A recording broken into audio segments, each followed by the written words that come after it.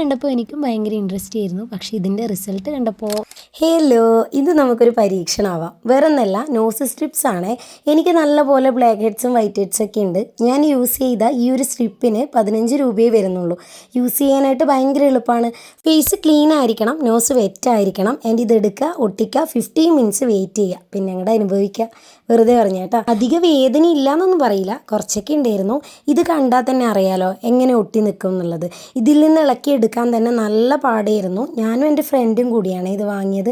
അപ്പോൾ ആൾ വേറൊരു സ്ട്രിപ്പാണ് എടുത്തത്. അപ്പോൾ ഏതാണ് നല്ലതെന്ന് നോക്കാമല്ലോ.